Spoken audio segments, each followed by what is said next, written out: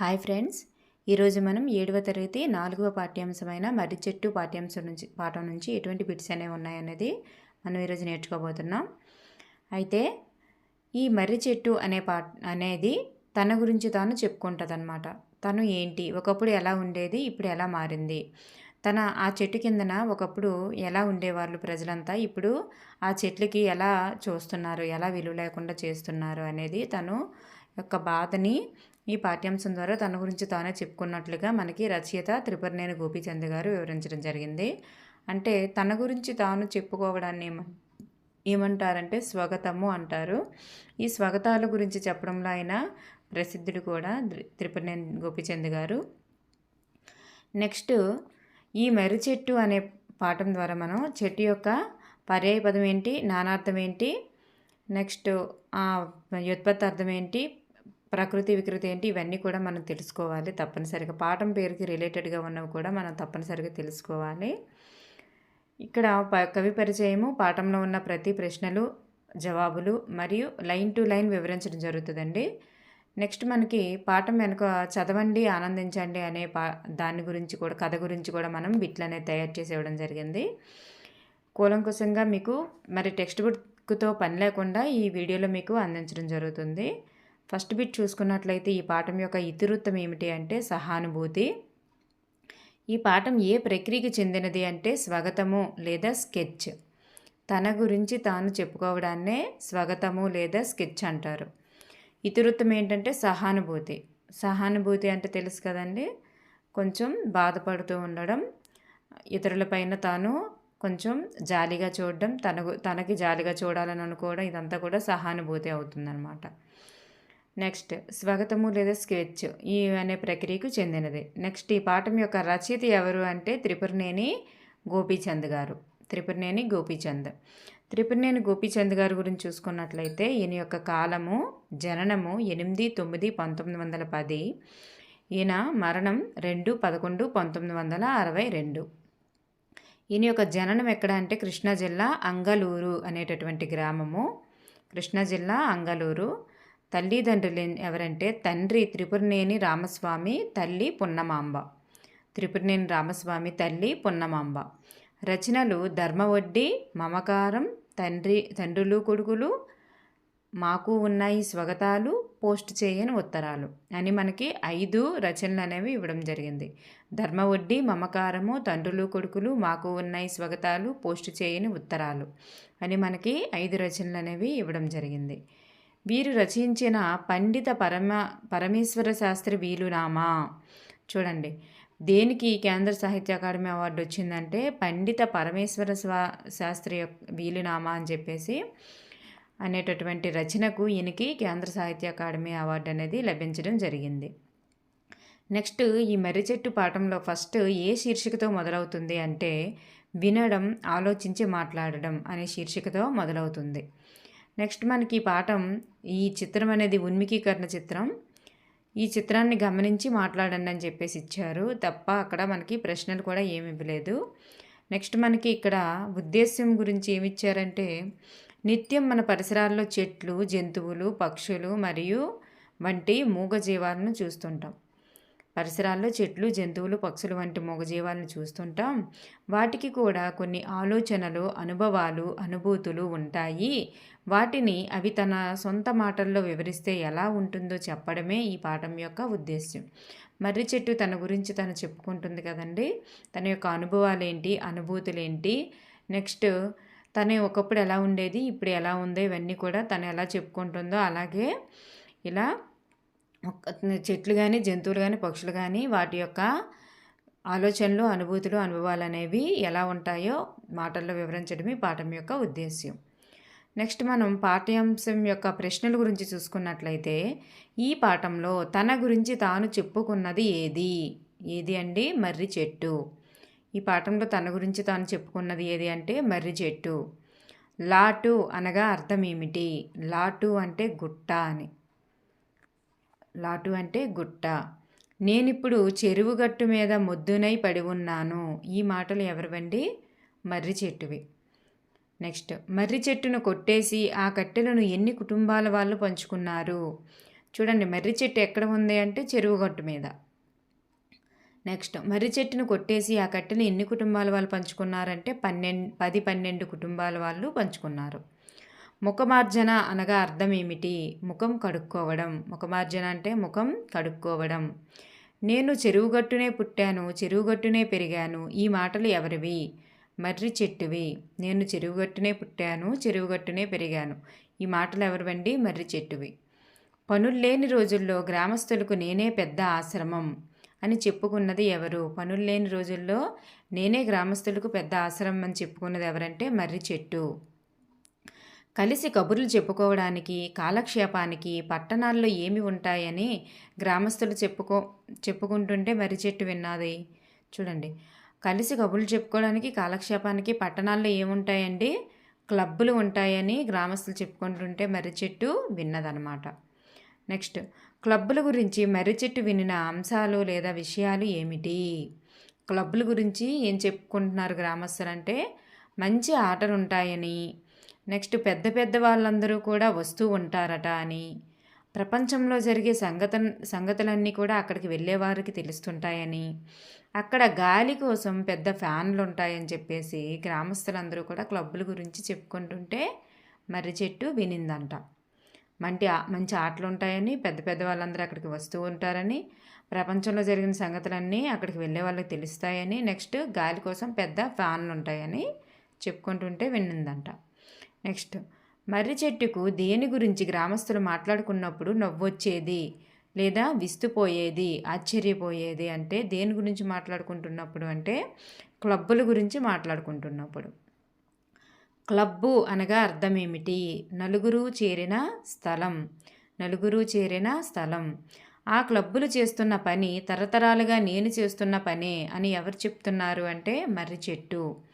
ఆ క్లబ్బులు చేస్తున్న పని తరతరాలుగా నేను చేస్తున్నదే అని ఎవరు చెప్పుకుంటున్నారు? మర్రి చెట్టు. మర్రి చెట్టు క్రిందన గ్రామస్తులు ఏమి ఆటను ఆడుకునేవారు? పులిజూదం. ఏమి ఆటను ఆడుకునేవారండి? పులిజూదం అనే ఆటని ఆడుకునేవారు. గ్రామస్తులకు దాహం వేస్తే ఎక్కడ నీటిని తాగేవారు? చెరువుగట్టు ప్రక్కనే ఉన్న చెరువులో నుంచి. గ్రామస్తులకు దాహం వేస్తే చెరువుగట్టు పక్కనే ఉన్న చెరువులోంచి తాగేవాళ్ళు. దమ్మిడి అనగా అర్థం ఏమిటి? పూర్వకాలపు నాణెం. మర్రి చెట్టు తన జననం గురించి ఏమి చెప్తుంది? ఏం చెప్తుందంటే ఏ గాలికో విత్తుగా ఉండగా కొట్టుకు వచ్చి ఈ చెరువుగట్టు మీదన పడి ఉంటాను అని, ఏ కాకి ముక్కు నుండో జారిపడి ఉంటానని, ఊహలేని చిన్నతనంలో ఏమి జరిగిందో సరిగా చెప్పలేను కానీ నేను బ్రతుకు ఎప్పుడూ ఎవరి మీద ఆధారపడలేదని చెప్తుందన్నమాట. నెక్స్ట్, నా బ్రతుకులో స్వార్థం లేదు, నేను ఏది కోరి బ్రతకలేదు, నాకు ఏదైనా కోరిక ఉంటే ఇతరులకు సహాయపడటమే, ఈ కోరిక కూడా తన స్వభావంలో ఉంది అని చెప్పుకున్నది ఎవరండి? మర్రి చెట్టు. చూడండి, తనకి ఎటువంటి స్వార్థము లేదని, తనకి ఏదైనా కోరుకుందంటే ఇతరులకు సహాయపడమే అని చెప్పేసి తన గురించి చెప్పుకుంటున్నది ఎవరంటే మర్రి చెట్టు. నెక్స్ట్ వన్, బ్రతుకులో ఉన్న ఆనందం కోసం ఒకరిని ఇబ్బంది పెట్టకుండా బ్రతుకుతున్న నిస్వార్థ జీవులు అవి. ఏవండి నిస్వార్థ జీవులు? బ్రతుకులో ఉన్న ఆనందం కోసం ఒకరిని ఇబ్బంది పెట్టకుండా బ్రతుకుతున్న నిస్వార్థ జీవులు అవి. ఈ మాటలు మర్రి చెట్టు ఎవరిని గురించి చెప్తుంది అంటే పక్షుల గురించి చెప్తుంది. తన చెట్టు కొమ్మల్లో నివసించే పక్షుల గురించి చెప్తుంది అన్నమాట. ప్రకృతిలో సహజంగా జీవిస్తున్న ప్రాణికోటి అభిప్రాయాలను అర్థం చేసుకోలేని స్థాయికి దిగజారిపోయింది ఎవరు అంటే మానవుడు. ప్రకృతిలో సహజంగా జీవిస్తుంటున్నాయి కదండి, ప్రాణికోటి యొక్క అభిప్రాయాలు ఏమిటి అని అర్థం చేసుకోలేని స్థాయికి దిగజారిపోయినది ఎవరంటే మానవుడు. మర్రి చెట్టు కింద కూర్చొని కొమ్మలపై ఉన్న పక్షులను రాళ్లతో గ్రామస్తులు కొట్టి వాటిని వెళ్ళగొట్టడానికి గల కారణం ఏమిటి? ఎందుకండి ఆ పక్షుల్ని వెళ్ళగొడుతున్నారు చెట్టు మీద నుంచి అంటే రెట్టలు వేస్తున్నాయనే నెపంతో. మర్రి చెట్టు కొమ్మల్లో మిగిలిన పక్షులతో పాటు ఏ పక్షిగూడు కట్టుకొని ఉండేది? చూడండి, ఇక్కడ ఒక పక్షిగూడని స్పెషల్గా ఇచ్చారంటే అది ఇంపార్టెంట్. మర్రి చెట్టు కొమ్మల్లో మిగిలిన పక్షులతో పాటుగా ఏ పక్షి కూడా గూడు కట్టుకొని ఉండేదంటే కాకంట. ఏమి ఎందుకు కట్టుకోదా అని చెప్పేసి అంటే, ఇతరుల పక్షులతో కలిసి జీవించడానికి ఇష్టపడని పక్షి ఏదంటే కాకి. అవంట ఇతరుల పక్షులతో కలిసి జీవించడానికి ఇష్టపడవు, అందుకే ఇక్కడ ప్రస్తావించారు స్పెషల్గా కాకి. ఇది ఇంపార్టెంట్. నెక్స్ట్, మర్రి చెట్టు కింద ఉత్సాహంగా మాట్లాడుతున్న వారిపై రెట్టలు వేసే పక్షి ఏది అంటే కాకి. నెక్స్ట్, ఏ పక్షులకు మానవులతో ఎక్కువ సంపర్కం ఉంటుంది? కాకి. ఓకేనండి. ఇక్కడ మర్రి చెట్టు అనే ఇక్కడ పేరు కూడా మెన్షన్ చేస్తారు మనకి అక్కడ బిట్టిచ్చేటప్పుడు, పర్వాలేదు. మర్రి చెట్టు పరిసర ప్రాంతాలకు ఒకరోజు ఎవరు వచ్చారు? పిట్టలు కొట్టేవాడు. పిట్టలు కొట్టేవాడు వస్తున్నాడని మర్రి చెట్టుకు పక్షులకు ఎలా ముందే తెలిసిపోయేది, లేదా ఎలా ముందే పసిగట్టేవి అంటే, గాలి అనేది వాటి యొక్క నేస్తము. మర్రి చెట్టుకు పక్షులకు ఉండేటటువంటి నేస్తం ఎవరు, స్నేహితుడు ఎవరంటే గాలి అంట. ఈ గాలి తన అలల మీద వచ్చి వీటి యొక్క చెవుల్లో ఊదిపోతూ ఉండేదంట. వీటి యొక్క చెవుల్లో ఊదిపోతూ ఉండేదంట, వస్తున్నాడు అని. పిట్టలు కొట్టేవాడు వస్తున్నాడు అని. చూడండి ఎంత బాగుందో కదా. నెక్స్ట్, పిట్టలు కొట్టేవాడు వస్తున్నాడని తెలిసి ముందుగానే ఎగిరిపోయే పక్షులేవి? చూడండి, ఎగిరిపోయే పక్షులేవి మనకు ఆప్షన్స్లో ఇస్తాడు. ఇలాంటివి మగ పక్షులు ఇస్తాడు, పిల్లలు లేని ఆడపక్షులు ఇస్తాడు, ఆడపక్షులు ఇస్తాడు. కింద లాస్ట్లో 1 and 2 అని ఇస్తాడు. మనకు అప్పుడు ఆప్షను 1 అని అనుకోవచ్చు, 1 పెట్టేయచ్చు, 2 అని పెట్టేయచ్చు, 1 and 2 అని పెట్టేయచ్చు. లేదా మనకి మగపక్షులు పిల్లలు లేని ఆడపక్షులు అని ఒకటో ఆప్షన్ ఇస్తాడు, రెండో ఆప్షన్ ఆడపక్షులు అని ఇస్తాడు, మూడో ఆప్షన్ పైవన్నీ ఇస్తాడు, నాలుగో ఆప్షన్ ఏది కాదని ఇస్తాడు. మనకి అలా ఇస్తాడు కాబట్టి మనకి రెండు కూడా నేర్చుకోవాలి. అక్కడ ఎగిరిపోయేవి అంటే మగపక్షులు ఎగిరిపోతాయి, పిల్లలు లేని ఆడపక్షులు ఎగిరిపోతాయి. కానీ పిల్లలు ఉండేటటువంటి పక్షులు మాత్రం ఎగరకుండా ఉండిపోతాయి, ఎందుకంటే పిల్లల్ని కాపాడాలి కాబట్టి. నెక్స్ట్ వన్, ఒకప్పుడు ప్రజలు ఎలా ఉండేవారని మర్రి చెట్టు చెప్తుంది? ఎవరైనా చెట్టు మీదకు రాళ్ళు విసిరితే ఎందుకురా దాన్ని అట్లా కొడుతున్నావు అనేవారంట. అదే తెలియని వాళ్ళు మా కొమ్మలు ఎవరైనా విరిచినట్లయితే విరిస్తే, పచ్చని చెట్లు విరిస్తే పాపం రా అనేవారంట. మొక్కను పీకితే కళ్ళు పోతాయిరా అనేవారంట. ఇవి కూడా మనకి బిట్సే. ఎవరైనా చెట్టు మీదకి రాళ్ళు విసిరితే ఏమని అనేవాళ్ళు ఒకప్పుడు ప్రజలు అని. ఒకప్పుడు ప్రజలు తెలియని వాళ్ళు చెట్లు కొమ్మలు విరిస్తే ఏమని అనేవాళ్ళు. ఒకప్పుడు ప్రజలు మొక్కలను పీకితే మొక్కలను ఎవరైనా పిల్లలు పీకితే ఏమని అనేవాళ్ళు. ఇలా మనకి బిట్లు అడుగుతారనమాట. అందుకు మనకి ఇవన్నీ కూడా ఇంపార్టెంట్. నెక్స్ట్ వన్, నెక్స్ట్, ఆ గ్రామానికి ప్రెసిడెంట్ అయినటువంటి యువకుడు ఎవరు? ప్రెసిడెంట్ అంటే గ్రామ పెద్దండి. ఎవరు అంటే నరసింహులు. ఇది ఇంపార్టెంట్ బిట్. నరసింహులు. ఆగతాయితనం అనగా అర్థం ఏమిటి? ఆగతాయితనం అంటే ఆకతాయితనము అని అర్థం, తుంటరితనము అని. నెక్స్ట్ వన్, నరసింహులకి చెట్టు మీద చెరువు చుట్టూ ఉన్న చెట్టుల మీద హక్కు ఎందుకు ఏర్పడింది? నరసింహులకి చెరువు చుట్టూ ఉన్నటువంటి చెట్టుల మీద ఎందుకు అర్హత లేదా హక్కు అనేది ఏర్పడింది అంటే, ప్రెసిడెంట్ కావడం వల్ల ఊరికి సంబంధించిన అన్నింటిపైన హక్కు అనేది ఏర్పడిపోద్ది కాబట్టి. మర్రి చెట్టును తొలగించి దానికి బదులు ఏ చెట్లను నాటితే మంచి ధర పలుకుతుందని నరసింహులు అన్నాడు? సర్వీ చెట్లు. చూడండి, ఇది ఇంపార్టెంట్. సర్వీ చెట్లు నాటితే మంచి ధర పలుకుతుంది, అక్కడ పార్కు కూడా మనం ఏర్పాటు చేసుకోవచ్చు అలా అని చెప్పేసి అంటాడనమాట. ఈ మర్రి చెట్టును తొలగించేయాలంటాడు. నెక్స్ట్ వన్, నరసింహులు మాటలు విని మర్రి చెట్టు గుండె ఎందుకు బరువెక్కిందంటే, నరసింహులు చెట్లపైన చూపినటువంటి నిర్లక్ష్యానికి మర్రి చెట్టు గుండె బరువెక్కిందనమాట. మర్రి చెట్టు యొక్క ఉపయోగాల గురించి మర్రి చెట్టు ఏం చెప్తుంది? మర్రి చెట్టు యొక్క ఉపయోగాల గురించి మర్రి చెట్టు ఏం చెప్తుందంటే, అంటే తన గురించి తాను ఏం చెప్తుందంటే, తన యొక్క గొప్పతనాన్ని గురించి, తను నీడనిస్తుందని. ఫస్ట్ వన్, తను నీడనివ్వడం. సెకండ్ వన్, భూమిలోకి ఉన్న వేర్లు వలన మట్టి కరిగిపోకుండా కాపాడుతుందంట మర్రి చెట్టు. చూడండి, మర్రి చెట్టు నీడనిస్తుంది, భూమిలోకి ఉన్నటువంటి వేర్ల వలన మట్టి కరిగిపోకుండా కాపాడుతుందంట. అలాగే దాని యొక్క పాలు కాయలతో జబ్బులను నయం చేయవచ్చని, ఆకులతో విస్తర్లు కుట్టుకొని భోజనాలు చేస్తున్నారు అని, వ్రేళ్ళు ఉంటాయి కదండి, వ్రేళ్ళతో బీదవాళ్ళు పొయ్యిగా చేసుకొని వంటలు వండుతుంటారని ఇలా చెప్తుందన్నమాట. నెక్స్ట్ వన్, మర్రి చెట్టు యొక్క ఏ భాగాన్ని వాళ్ళు ముందుగా నరికారు? మర్రి చెట్టు యొక్క ఏ భాగాన్ని ముందుగా నరికారంటే ఓడల్ని ముందుగా నరకడం జరిగింది. మర్రి చెట్టును నరికి మొదలు మాత్రమే ఉంచినప్పటికీ విచారిస్తూ ఉండకుండా మర్రి చెట్టు ఏమి చేయాలనుకుంది? మర్రి చెట్టు మళ్ళీ చిగురించాలి అని అనుకుందనమాట. కొన ఊపిరితో ఉన్నదానిని రంగరించి చికిల్చడానికి ప్రయత్నించడమే నా ధర్మం. చూడండి, ఇది మోస్ట్ ఇంపార్టెంట్. ఎందుకంటే స్వగతం అండి ఇది స్వగతం అంటే మర్రి చెట్టు తన గురించి తాను చెప్పుకుంటుంది. బిట్లు కూడా తన గురించి తాను చెప్పుకుంటున్నవన్నీ కూడా బిట్లుగానే వస్తాయి. ఇది లాస్ట్ ఇంపార్టెంట్ అయినటువంటి బిట్ ఏంటంటే కొన ఊపిరితో ఉన్న దానిని రంగరించి చిగిరించడానికి ప్రయత్నించడమే నా ధర్మం. ఇది డైరెక్ట్గా మనకు అలాగ ఇచ్చేస్తాడు. అది మర్రి చెట్టు అనే పాఠంలో ఉంది, మనం అని గ్రహించాలి. అది ఏ పాఠంలోనిది లేదా ఈ వాక్యము ని ఎవరు రచించారు అని చెప్పేసి కూడా మనకి ఇవ్వచ్చు. కానీ అలా రచించారనే దానికంటే ఎవరు ఈ మాటలు ఎవరివి అని చెప్పేసి మనకి ఇంపార్టెంట్. మర్రి చెట్టువి. నెక్స్ట్ మనకి చదవండి ఆనందించండి అని మనకి చివరిలో ఒక శీర్షిక ఇవ్వబడింది కదండి. ఇందులో ఒక కథ అనేది ఇస్తున్నారు. ఈ కథ నుంచి కూడా మనం చదువుకోవాలి. ఆ కథ ఏంటి అంటే ఫస్ట్ ఆచరించి చూపాలి అనేటటువంటి కథ. ఈ కథ ఎవరిని గురించి తెలియజేస్తుందంటే రామకృష్ణ పరమహంస గారి యొక్క జీవిత చరిత్రలో ఒక భాగమైన దాని గురించి తెలియజేస్తుంది.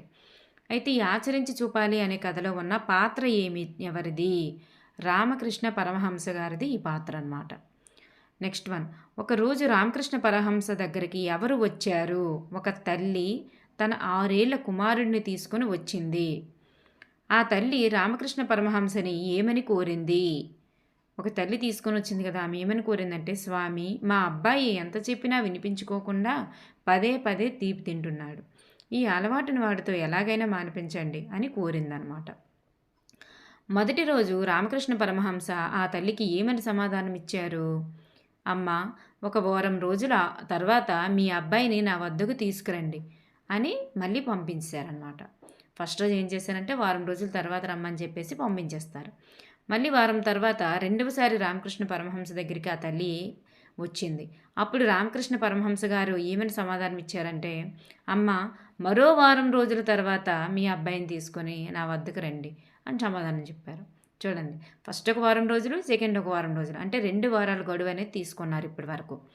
మూడవసారి రామకృష్ణ పరమహంస బాబుని తీసుకొని వచ్చిందనమాట. అప్పుడు ఈయన బాబుకి ఏమని చెప్పారంటే, బాబు, తీపి తినవద్దు అని చెప్పారు. వెంటనే ఆ బాలుడు తల ఊపి అలాగేనంటూ తినడం మానేశాడంట. ఇలా మూడోసారి చెప్పేశాడు, కానీ 2 వారాల టైం అనేది తీసుకున్నాడనమాట అవి చిన్న ముక్క చెప్పడం కోసం. అయితే ఈ రామకృష్ణ పరమహంసకి ఉండే అలవాటు ఏమిటి? ఆయనకే అలవాటు ఉందంట. ఏంటి అంటే తీపి తినే అలవాటు. రామకృష్ణ పరమహంస తీపి తినే అలవాటు మానుకోవడానికి ఎన్నాళ్ళ సమయం పట్టింది? ఆయన తీపి తినే అలవాటు మానడానికి 2 వారాల సమయం పట్టింది. అంటే ఈ అబ్బాయిని తీసుకొని వస్తున్న టైంలోనే ఆయన కూడా ట్రై చేసి మానడం జరిగిందనమాట. రామకృష్ణ పరమహంస బాబుతో తీపి తినవద్దని చెప్పడానికి 2 వారాల సమయాన్ని ఎందుకు తీసుకున్నాడు అంటే, తాను ముందుగా తను చెడు అలవాటును అంటే తీపి తినే అలవాటును మానుకోవడానికి, తాను ముందు మానుకోవాలంటే తనకి మానుకోవడానికి 2 వారాల సమయం పట్టింది. కాబట్టి ఆ అబ్బాయికి కూడా చెప్పడానికి 2 వారాల సమయాన్ని తీసుకున్నారనమాట. ఇతరులకు తమ చెడు, ఇది మోస్ట్ ఇంపార్టెంట్ బిట్స్ ఈ 2 కూడా. ఇతరులు తమ చెడు అలవాట్లను మానుకోవాలని చెప్పే ముందు, అంటే ఇతరులకనమాట, ఇతరులు తమ చెడు అలవాట్లు మానుకోవాలని చెప్పే ముందు మనం సక్రమంగా ఉండాలి కదా. చూడండి, ఇతరులకు మనం చెడు అలవాట్లు మానుకోమని చెప్పే ముందు ఏం చేయాలి? మనం ముందు సక్రమంగా ఉండాలి కదా. మనం ఆచరించకుండా ఇతరులకు చెప్పే అర్హత మనకు లేదు. ఈ మాటలు ఎవరివి అంటే రామకృష్ణ పరమహంస గారివి. అర్థమైందండి? ఈ మాటలు ఎవరివండి? రామకృష్ణ పరమహంస గారివి. నెక్స్ట్ వన్, చెప్పడం కన్నా చేయడం మిన్నా, చెప్పడం కన్నా చేయడం మేలు అని ఈ మాటలు ఎవరివి? చెప్పడం కన్నా చేయడం మేలు అనే మాటలు రామకృష్ణ పరమహంస గారివి. ఇవి డైరెక్ట్ బిట్లు. ఇలా ఇస్తాడు మనకి. ఆచరించి చూపాలి కథ ఎవరు రచించారు అలా ఇవ్వరు మనకి, ఈ బిట్లు ఇలా ఇస్తారనమాట. నెక్స్ట్ మనకి చివరిన ఒక సూక్తి అనేది ఇవ్వడం జరిగిందండి. వెన్నెల్లో పడవ ప్రయాణం చేస్తూ వికసించిన మల్లెపూలను ఆగ్రానిస్తే కలిగే అనుభూతి తెలుగు భాష వింటున్నప్పుడు కలుగుతుందంట. వెన్నెల్లో పడవను ప్రయాణిస్తూ పడవ పడవ ప్రయాణం చేస్తూ వికసించిన మల్లెపూలను ఆగ్రానిస్తే కలిగే అనుభూతి తెలుగు భాష విన్నప్పుడు కలుగుతుంది అని చెప్పేసి ఎవరన్నారంటే సుబ్రహ్మణ్య భారతి గారు చెప్పడం జరిగింది. నెక్స్ట్ మనకి భాషాంశాలు చూసుకున్నట్లయితే మనకి గీత గీసిన పదాల యొక్క అర్థాలను రాయమన్నారండి. అర్థాలను రాయమన్నారు. విస్తుపోవు అంటే ఆశ్చర్యపోవు, నిర్దాక్షిణ్యం అంటే మొగమాటం లేని లేదా దయలేని, పెళ్ళగించు పెళ్ళగించు అంటే పాదు ఊడి లేచు లేదా వేళ్లతో సహా లేచు అని చెప్పేసి, సత్తువ అంటే బలము శక్తి. నెక్స్ట్ ఇదమిద్దరం అంటే ఖచ్చితంగా అని, ఇదమిద్దరం అంటే ఖచ్చితంగా అని అర్థం. నెక్స్ట్ వన్, ఈ పదాలకు పర్యాయ పదాలు రాయమన్నారండి. పదాలకు పర్యాయ పదాలు అంటే నెపం అంటే మిష వంక, నెపం అంటే మిష వంక. ఆశ్రయం అంటే ఊత ఆధారం, ఆశ్రయం అంటే ఊత ఆధారం. అపేక్ష అంటే కోరిక కాంక్ష, అపేక్ష అంటే కోరిక కాంక్ష. నెక్స్ట్ మనకి ప్రకృతి వికృతిలో జతపరచమని ఇచ్చారు. హృదయం అంటే యథ, నిభ అంటే నెపము, సత్వము అంటే సత్తువ, పట్టణము అంటే పత్తనము. ఇది మనకు చాలా దగ్గర రిపీట్ అవుతుందండి. పట్టణము దాని యొక్క వికృతి పత్తనం అని. ఎందుకంటే పట్టణము అనేది పట్టణం అనేది వికృతి, పత్తనం అనేది ప్రకృతి, కానీ మనకి ఇక్కడ ఆపోజిట్లో ఇచ్చారు.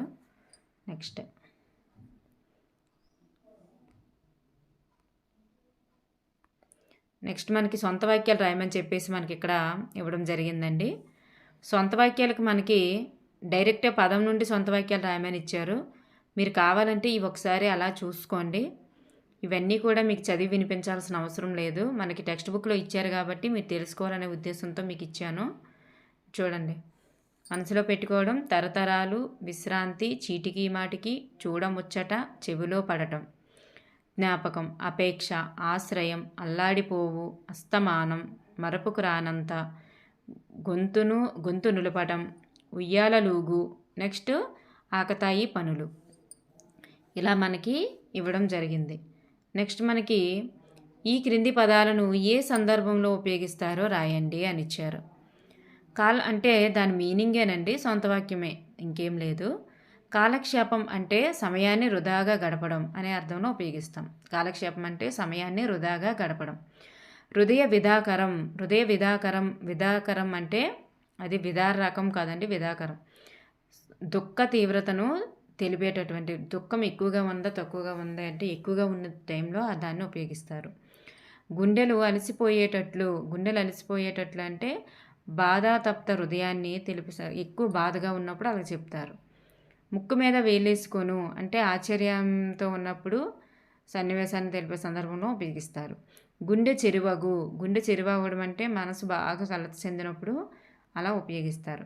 హృదయం ముక్కలవ్వడం, మనసు గాయమైన సందర్భంలో హృదయం ముక్కలవ్వడం అనే పదాన్ని ఉపయోగిస్తారు. పొట్టన పెట్టుకోవడం అంటే అపహరించడం లేదా పాడు చేయడం లేదా సంహరించడం, ఇలాంటి అర్థాలు వచ్చే సందర్భాల్లో దాటిని ఉపయోగిస్తారు. నెక్స్ట్ మనకి క్రింది పదాలను చదవమన్నారు, అండర్లైన్ చేసినవి. అవి మనకి ఇక్కడ విడదీసి రాయమని చెప్పారు. ఇక్కడ రామాలయము ప్లస్ నీ. నెక్స్ట్ భారతము ప్లస్ నీ. కల్పవృక్షము ప్లస్ నీ. హరివంశము ప్లస్ నీ. భాగవతము ప్లస్ నీ. పై ఉదాహరణల్లో వాక్యాల్లో క్రియకు ముందు ఎవరిని లేదా దేనిని లేదా వేనిని అని ప్రశ్నిస్తే వాల్మీకి సంస్కృతంలో దేనిని రచించారు, ఇలా అనమాట. వచ్చే సమాధానాన్ని కర్మ అని చెప్పవచ్చు. చూడండి, క్రియకు ముందు ఎవరిని దేనిని వేనిని అని ప్రశ్నిస్తే వచ్చేది ఏంటండి, కర్మ. మనకు ఆల్రెడీ తెలుసు. క్రియకి ముందున్న పదానికి ఎవరు ఏమిటి అని ప్రశ్నిస్తే వచ్చేది ఏంటండి, కర్మ. అలాంటి పదాలకు చివరన ద్వితీయ ప్రత్యయమైనటువంటి నీ ను అనే చేరడాన్ని గమనించవచ్చు. చూడండి, అలాంటి పదానికి అంటే కర్మకి ఏం చేరుతుందంటే ఇక్కడ నీ ను అనేటటువంటి ప్రత్యయం అనేది చేరుతుంది అని అర్థం. నెక్స్ట్ వన్, సకర్మక వాక్యం అకర్మక వాక్యం. సకర్మక వాక్యం కర్మ ఉండేవి కర్మ లేనివి అన్నమాట. క్రింది వాక్యాలను చదవండి అని ఇచ్చారండి. ఇక్కడ కౌసల్య రాముని చూసి సంతోషించింది. సుమిత్ర లక్ష్మణుని ఆశీర్వదించింది. కైకేయి భరతుని రాజుగా చూడదలిచింది. శత్రుఘ్నుడు శత్రువులను జయించగలడు అని మనకి 4 వాక్యాలు ఇచ్చారు. పై వాక్యాల్లో క్రియకు ముందు ఎవరిని, దేనిని, వేనిని అని పదాన్ని ఉంచినప్పుడు సమాధానం వస్తుంది కనుక ఈ వాక్యాన్ని సకర్మక వాక్యాలు అంటారు. అంటే ఇందులో కర్మ అనేది ఉందని అర్థం. ఎవరిని, దేనిని, వేనిని అని ప్రశ్నించేటప్పుడు సమాధానం వచ్చిందనుకోండి, దాన్ని సకర్మక వాక్యాలు అంటారు. అలాగే ఎవరిని, దేనిని, వేనిని అని ప్రశ్నించేటప్పుడు సమాధానం రాలేదనుకోండి, వాటిని అకర్మక వాక్యాలు అంటారు. కింద చూడండి, దశరథుడు మరణించాడు. క్రియకు ముందేముంది? దశరథుడు దేనిని, వేనిని అని ప్రశ్నిస్తే మనకు అక్కడ వచ్చిందండి, రాలేదు కదా. సో దానికి కర్మ అనేది ఉందా? మనము కర్తకి ఎవరు ఏమిటి అని ప్రశ్నించినా సరే వచ్చేది ఏంటంటే కర్మే. కానీ అక్కడ మనకి ఏమైనా వస్తుందా? దశరథుడు మరణించాడు. దశరథుడు ఎవరిని మరణించాడు, లేదా దేన్ని మరణించాడు, లేదా ఎప్పుడు మరణించాడు, ఇలాంటివి ఏమైనా ఉన్నాయా? కాబట్టి అక్కడ కర్మ అనేది లేదు. జటాయువు నేల కూలాడు. అలా చూడండి, ఏదైనా అక్కడ ఏమైనా ఉందా? లేదు. కాబట్టి దాన్ని అకర్మక వాక్యాలు అంటారనమాట. Next one, ఇత్వసంధి. ఇత్వసంధి అంటే ఇత్తునకు అచ్చు పరమైనప్పుడు సంధి వైకల్పికంగా జరుగుతుందండి ఇది. అయితే మనకి ఇక్కడ గీత గీసిన పదాలు అనేవి ఇచ్చి కిందన విడదీయమన్నారు. ఏమీ ప్లస్ ఏమి మనకి పూర్వపదము పరపదంగా మనం ఇక్కడ రాసాం. 2 పదాలుగా విడదీసినప్పుడు మొదటి పదాన్ని పూర్వపదం అంటాం, రెండవ పదాన్ని పరపదం అంటాం. అయితే ఏమేమి పదంలో పూర్వపదంలోని చివరి అక్షరమైనటువంటి పూర్వస్వరము, అలాగే రెండవ ఏమీలోని పరపదంలోని మొదటి అక్షరమైన పరస్వరము, ఈ రెండు కూడా ఏమైనాయంటే ఈ పూర్వస్వరం అనేది ఈగాను, పరస్వరం అనేది ఏగాను వచ్చాయన్నమాట ఇక్కడ మొదటి పదంలో. రెండో పదం చూసుకున్నట్లయితే ఏమీ ప్లస్ అంటివి. ఇక్కడ పూర్వస్వరంలోని పూర్వపదం ఏమీలోని పూర్వస్వరము ఈ ఉంది. అలాగే అంటివి అనే పరపదంలోని పరస్వరం అనేది ఆ ఉంది. అయితే ఈ పూర్వస్వరం ఈకి, ఈ పరస్వరం ఆకి మధ్య సంధి జరిగిందనమాట. అంటే ఈ పూర్వస్వరం అన్నింటికి కూడా మనకి ఈ అనేది వస్తుంది. అంటే ప్లస్కి ముందున్న అక్షరంలోనే అచ్చు ఏముందంటే ఈ ఉంటుందండి. ప్లస్కి తరువాత ఉండే అక్షరాలు మనకి అచ్చు అనేది ఉంటుంది. ఇక్కడ ముందు మాత్రం ఈ తప్పనిసరిగా ఉంటుంది, తరువాత మాత్రం అచ్చు అనేది ఉంటుందండి. ఏదైనా అచ్చు పరమైనప్పుడు ఇలాగా సంధి కార్యం ఇకార సంధి అనేది వస్తుందన్నమాట. ఈ ఇకార సంధి అనేది చూడండి, పూర్వస్వరం ఈకి పరస్వరం అనేది అచ్చుపరమైతే, ఇకారానికి అచ్చుపరమైతే ఇత్వసంధి వైకల్పికంగా వస్తుందన్నమాట. నెక్స్ట్ వన్, ఇక్కడ పూర్వస్వరాన్ని అన్నింటినీ గమనించమని ఇచ్చారు. ఇక్కడ పూర్వస్వరం అన్నీ కూడా ఊ వచ్చింది. ఒకారానికి అచ్చుపరం అయితే మనకి ఉత్వసంధి అండి. ఇక్కడ పూర్వస్వరం అన్నింటినీ కూడా ఊ వచ్చింది. అంటే అమ్మగారు, అత్తగారు, చేతికి, చిన్నది, ఉన్నది. చూడండి, అన్నింటికి ఊ రాలేదు, సారీ, ఫస్ట్ రెండింటికి ఊ వచ్చింది. చేతికి, కీలో ఏముందండి ఈ, చిన్నది, దీలో ఏముందండి ఈ, లేనిది, దీలో ఈ ఉంది. ఇలా మొదటి 2 కూడా ఉత్వసంధులు అవుతాయి. అంటే ఒకారానికి అచ్చుపరమైంది కాబట్టి. మిగతా 3 కూడా ఇత్వసంధులు అవుతాయి. ఎలాగంటే ఇకారానికి అచ్చుపరమైంది కాబట్టి.